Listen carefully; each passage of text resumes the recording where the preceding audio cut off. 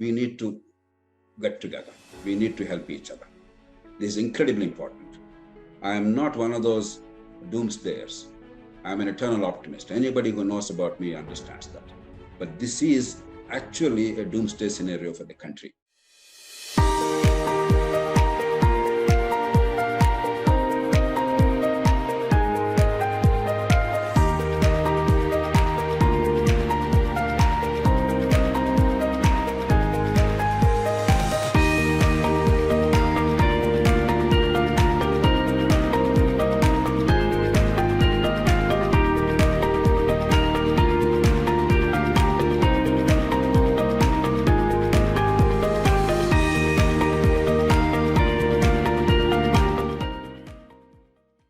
I want to share with you an alternative, additional rather than alternative. I'm a pensioner myself. I'm a central government retired professor of psychiatry. So I know what the benefits are.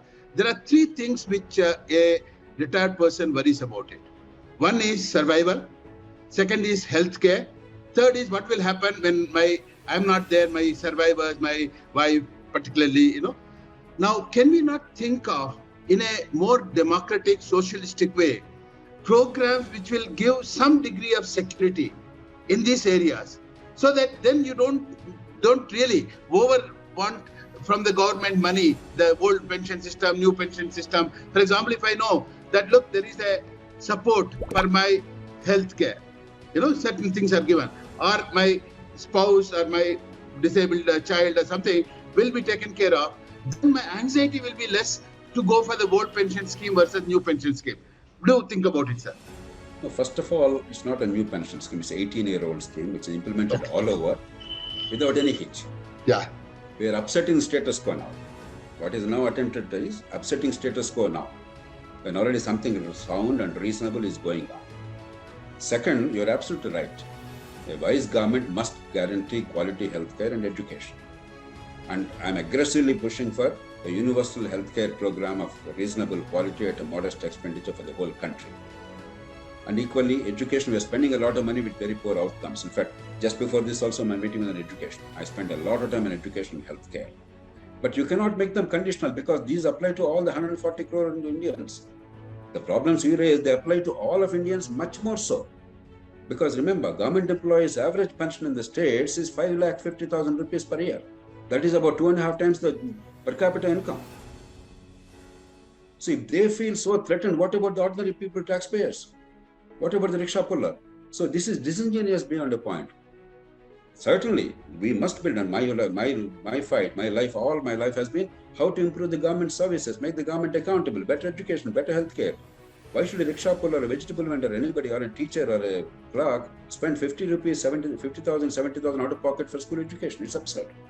But you cannot hold this discussion captive to that. Because Indian governance improvement is a long-term project. If it happens today, I'll be delighted. But if you say until that is resolved, we will not accede to this, then we are guaranteeing destruction of India. And please remember, when you received salary, it was, I'm sure, I don't know what job you held, it was very minuscule. Today, for your own job, you know how much the fellows are receiving? So, the recipients of the old pension scheme of the earlier generation versus today, there's no comparison. This is just, something beneficial. If suppose the government says, I'll give you 10 lakh rupees, will I say no? After all, it's legally given. I'll take it. This is human. So asking for something more is perfectly human. I don't blame them. But as a society, collectively, you must decide what is reasonable, what is affordable, what are the consequences. But certainly, we must fight for education and healthcare for everybody without out-of-pocket expenditure, but not exclusively for employees alone or retired employees alone. The country and the government are not for the employees alone, they are for the people of India. I have no doubt about it, I'm sure you have no doubt about it. నా పేరు శకుంతల దేవి అండి. మీ దగ్గర వచ్చి ఒకసారి కలిసాను కూడా నేను మిమ్మల్ని.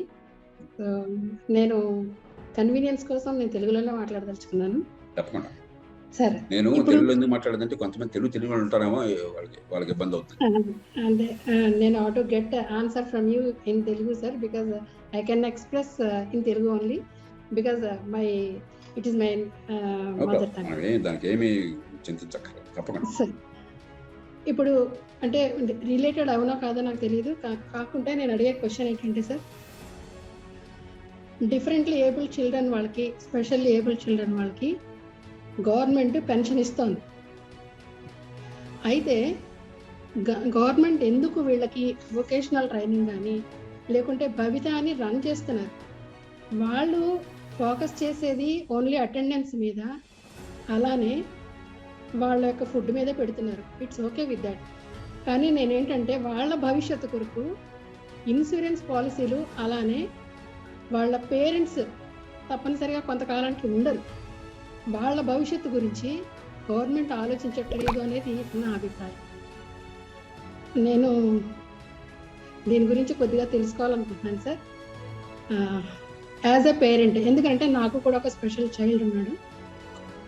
మీరు చెప్పిన దానిలో 3 అంశాలు. It applies to many reserving programmes. మొట్టమొదటిది రిసోర్సెస్. ఎప్పుడైతే ప్రభుత్వం చేయాల్సిన పనులు విస్మరించి తాత్కాలికమైన రాజకీయ లబ్ధి కోసం వాటి మీదే దృష్టి పెడుతుందో మనకు రోజు చూస్తున్న రోజు నేను చెప్పక్కర్లేదు. మన అందరం ప్రతిరోజు ఏ రోజు టీవీ చూస్తున్నా వాళ్ళేం రహస్యంగా చేయట్లా, బహిరంగానే చేస్తున్నారు. పత్రికలు అడ్వర్టైజ్మెంట్స్ కానీ వాళ్ళు చెప్పేది కానీ ఇప్పుడున్నా కూడా ఈ ప్రజలందరికీ కూడా మీరు చెప్పినవి చేస్తామని చెప్పి అంటున్నారు. వాళ్ళన్నా అంటలేదుగా, ఇంతమందికి పెన్షన్ ఇచ్చా, ఇంతమందికి ఫ్రీగా ఇచ్చా, ఇదే కూడా చెప్తున్నది కూడా. కాబట్టి it's very publicly declared thing. దానిలో మోసం కూడా ఏం లేదు. చాలా బాహాటంగా మేము చేస్తామయ్యా, మాకు మిగతా అనవసరం చెప్తున్నాం. కాబట్టి there are many things that the government needs to do there. రెండు, అవి చేసేటువంటి రిసోర్సెస్ ఇచ్చిన చోట కూడా ఎడ్యుకేషన్ ఉంది. We are spending a lot of money. ఆంధ్రప్రదేశ్లో తీసుకుంటే మీరు దగ్గర 90,000 రూపాయలు ప్రతి బిడ్డ మీద ప్రభుత్వం ఖర్చు పెడుతుంది స్కూల్ స్థాయిలో. 90,000 చిన్న డబ్బు కాదు సంవత్సరానికి. చదువు ఏమి రావట్లా. So even where resources are available, government has neither accountability. దానికి జవాబుదారీతనం లేదు, సామర్థ్యం లేదు, పట్టించుకునే రాజు లేడు, ముక్కుపడిగా చేస్తారు. అది రెండో సమస్య. మూడో సమస్య, మీరు చెప్పిన దానికి ప్రత్యేకంగా 2 కోణాలు చూడాలి. ఒకటి, ఇప్పటికే ఏ పాపం ఎరగకుండా ప్రభుత్వాల వైఫల్యం వల్ల, ఆరోగ్యంలో ఉన్నటువంటి సమస్యల వల్ల అంగవైకల్యం వస్తే వాళ్ళని ఆదుకోవటం ఎట్లా. రెండోది, ప్రతి ఏడాది ఈ దేశంలో లక్షలాది మంది నివారించదగ్గ కారణాల వల్ల అంగవైకల్యం పొందుతుంది. దాన్ని ఆపటం ఎట్లా? ఆ శ్రద్ధ, ఆలోచన లేదు. ఉదాహరణకి రుబెల్లా అనే వ్యాధి, జర్మన్ డిసీజ్ అంటారు. ఆ వ్యాధి తల్లి గర్భంలో పిండం ఉండగా తల్లికి సోకితే తల్లికి ఏం కాదు, 2 రోజులు కొంచెం జ్వరం వస్తుంది, కొద్దిగా ర్యాష్ వస్తుంది, పోతుంది, అంత మామూలు. కానీ బిడ్డ అంగవైకల్యంతో పోతుంది. దానికి టీకా ఉంది. నాకు 19 ఏళ్ళు పట్టింది. జాతీయ ఆరోగ్య మిషన్ ఏర్పాటు చేసింది నేను. ప్రధానమంత్రి ఆరోగ్యం టాస్క్ ఫోర్స్లో సభ్యుని నేను. 8 మందే మేము ప్రధానమంత్రి గారితో సహా కలిపి. అంత ఉన్నత స్థాయిలో ఉంటూ కూడా దేశంలో నా మాట మీద చాలా విశ్వాసం ఉన్నా కూడా 19 ఏళ్ళు పట్టింది. చివరికి సాధించాను. కానీ 19 ఏళ్ల కాలంలో బహుశా 50 లక్షల మంది పిల్లలు ఏ పాపం ఎరగకుండా అంగవైకల్యానికి గురయ్యారు ఈ జర్మన్ డిసీజ్. సో మనం ఉన్న పరిమితమైన వనరులతో అత్యధికంగా మన మనుషుల సామర్థ్యాన్ని పెంచడం ఎట్లాగా, ఆరోగ్యాన్ని పెంచడం ఎట్లాగా, సంక్షేమాన్ని పెంచడం ఎట్లాగా ఆలోచన లేదు. ఉడ్డెద్ది చేలో పడ్డట్టు తాత్కాలికంగా ఓట్లు తప్ప. కాబట్టి 3 సమస్యలు ఉన్నాయి. ఒకటి, వనరులు. 2, వనరులు ఉన్నా కూడా దృష్టి లేకపోవటం, సామర్థ్యం లేకపోవటం, జవాబుదారితనం లేకపోవటం, ఉదాసీనంగా చేయడం. 3, ఏ పద్ధతిలో చేస్తే ఒడుపుగా అత్యుత్తమ ఫలితాలు వస్తే అవగాహన లేకుండా ఏదో మామూలుగా చేయడం. ఈ 3ని ప్రతి ఇలాంటి మన ఆసక్తిని బట్టి, మన అనుభవాన్ని బట్టి ఎన్నో రంగాల్లో ప్రభుత్వం వైఫల్యం పట్టడం కనిపిస్తుంది. వాటన్నిటికీ మూల కారణాలు ఈ 3లో కనిపిస్తాయి ఏదో. కాబట్టి పరిష్కారాలు కూడా సులభంగా కలుచుకుంటే, కానీ ఆషామాషిగా జరగదు. అంటే ఇప్పుడు ఇవాళ మనం ఫోకస్ చేసిందంటే ఒక కీలకమైన ప్రతిదాన్ని ఇంపాక్ట్ చేసేది. ఇది వనరుల మొత్తాన్ని ఇంపాక్ట్ చేస్తుంది. అసలు ఇది పోతే మొత్తం ఇంకేం ఉండదు. ప్రభుత్వం చేసే పనులే ఉండదు. ప్రభుత్వం ఎందుకంటే రౌడీ మామూలు కరెక్ట్ చేయడం కోసం ఉన్నట్టు ఇప్పటికీ చాలా చోట్ల అదే ఉంటారు ప్రభుత్వాలు. ఎందుకంటే రౌడీ మామూలు కరెక్ట్ చేయడం కోసం. వాళ్ళ వల్ల మనకు సేవలు ఏమవుతాయి, పనులు కడుతున్నప్పుడు ప్రతి వాళ్ళకి కన్నెలు వస్తాయి. ఇన్కమ్ ట్యాక్స్ కట్టినప్పుడు కానీ, ప్రాపర్టీ ట్యాక్స్ కట్టినప్పుడు మనం అందరూ సంతోషంగా కట్టేవాళ్ళు దాదాపు ఎవరు లేరు. ఎందుకంటే ఆ కట్టడం వల్ల ఏం జరుగుతుందో మనకి ఇది అర్థం అవుతుంది. కట్టాలి కాబట్టి కడుతున్నాం, బాధ్యతగా కడుతున్నాం, అంతేగాని మనసు పెట్టి కట్టట్లేదు. ఎందుకంటే దానివల్ల మనకు ఉపయోగం కలగట్లేదు. ఇప్పటికీ అట్లా ఉంది, రేపు పొద్దున నాశనం అవుతుంది.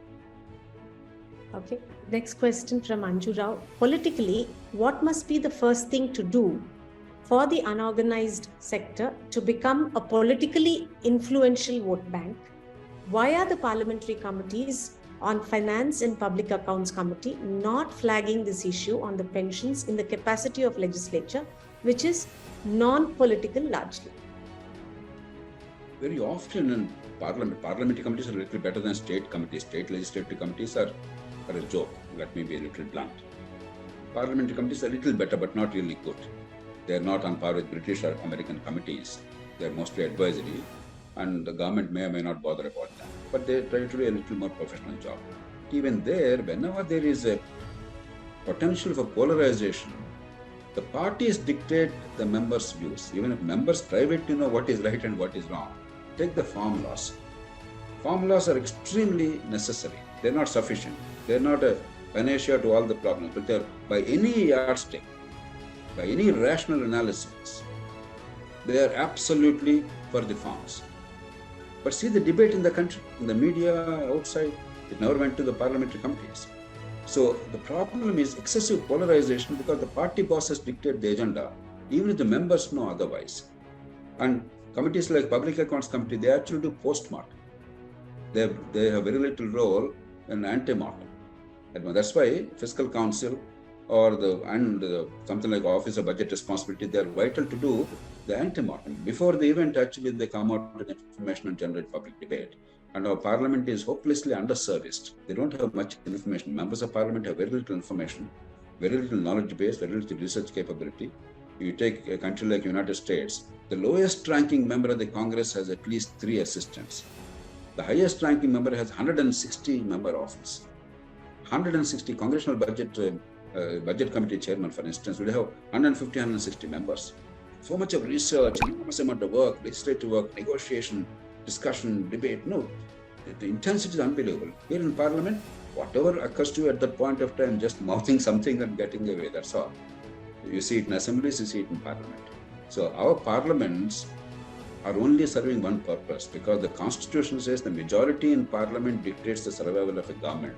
That they are protecting very zealously, or manufacturing very zealously. And second, because the Constitution said the budget has to be approved by the Parliament or the state legislature, and the laws are to be approved by them, to that extent we have the sessions. If you take the state legislatures, the average duration of state legislatures in a year, 22 days. Some states are doing 12 days. 12 days in a year. British Parliament meets for 220 days. You may think that Parliament is much better. Parliament is about 58 to 60 days. So even the sessions of Parliament are perfunctory. Assemblies, though, they're gone. So we are simply going through the motions. It is all shadow boxing. To the extent that the Constitution necessarily says you shall do it, that much we are doing. Anything other than that, we're just ignoring. Our Parliament and legislatures have become irrelevant. And I'm not saying this casually. I have been instrumental in getting many laws made at the national level, including some constitutional amendments.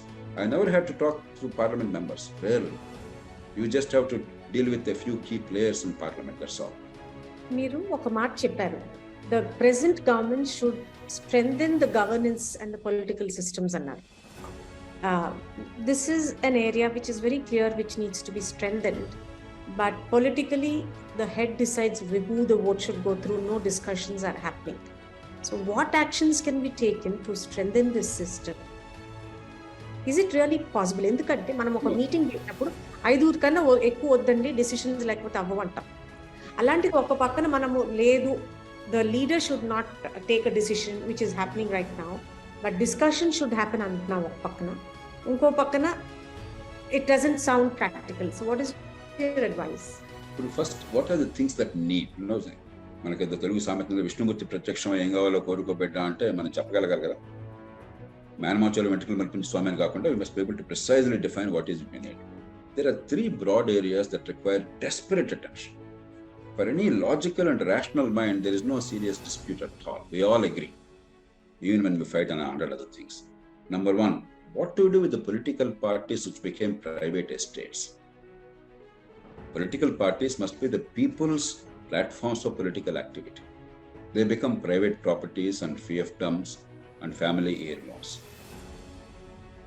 How do you democratize it and make it the members' property, with democracy asserting at every level, including nomination of candidates and leadership in the party?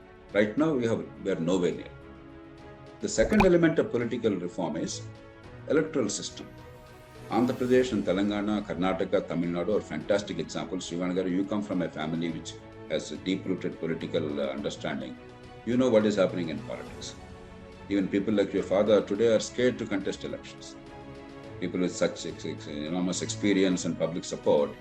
You're looking at Andhra Pradesh and Telangana, Karnataka, Tamil Nadu, for instance, 40-50 crores per assembly constituency is not an uncommon thing, which is ridiculous by any standards. It's absurd.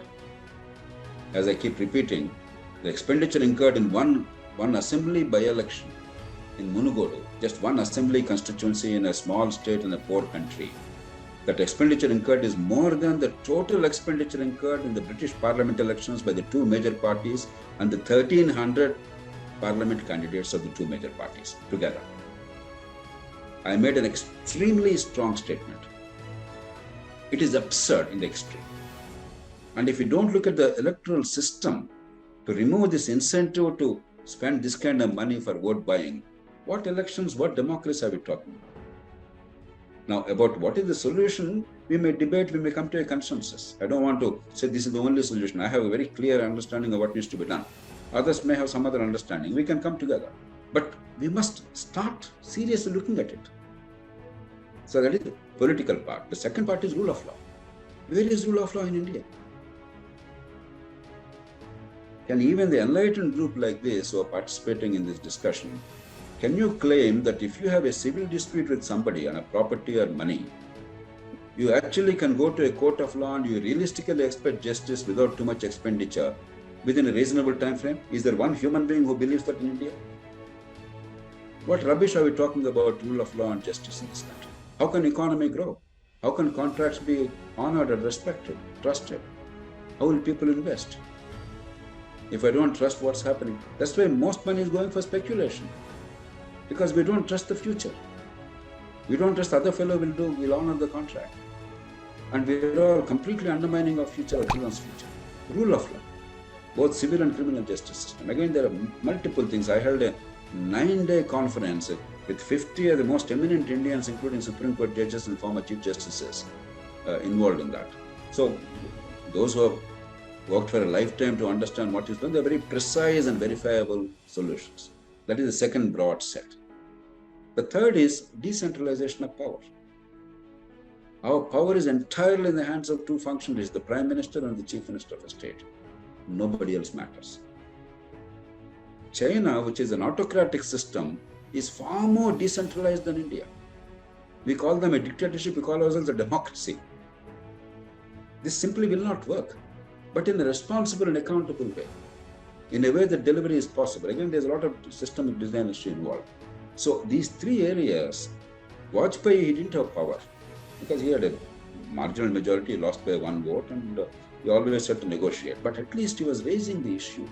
You remember, every other day he used to say, all of us, the members of parliament and legislators, we are all starting our political lives with a lie. We are signing an affidavit saying that we did not spend above the expenditure ceiling imposed by a law. And it's all a lie. Let us do something about it. No, it's incumbent on the party leaders to honestly come before and say there is a problem. We are vilifying them. They are not villains. If Karnataka election is being held, whether it's Congress or BJP, they have to win the election. In the current situation, if you think that they can actually do what is right and honorable and can win even one assembly seat, you don't understand, you are from Mars. They are forced to do what is necessary. Yes, in the short term. But is it not their obligation to come before us and tell us, look, this is the problem. Let's do something to fix it. Otherwise, the politics is a mess. No, they're not saying it. Start that. So, my appeal to all of you is, we need to get together. We need to help each other. This is incredibly important. I am not one of those doomsdayers. I am an eternal optimist. Anybody who knows about me understands that. But this is actually a doomsday scenario for the country. Quite needless, easily preventable. And there are easy ways of doing it without too much of political pain or fiscal pain. But if in that discipline, if you don't have, then I think we are doing grave injustice to our children. So please give your strengths. We want social media campaign. We want to reach the largest number of people in the country and then persuade the political parties. So whatever you think needs to be done or can be done and where you can add strengths, please reach out and we'll have to work. And now there's no time to be lost, because next few months we're going to mount a significant campaign, hopefully. Resources are always a problem for something like this, but we will try and make up for that with ingenuity and with passion and with truthfulness. But we require your support on this.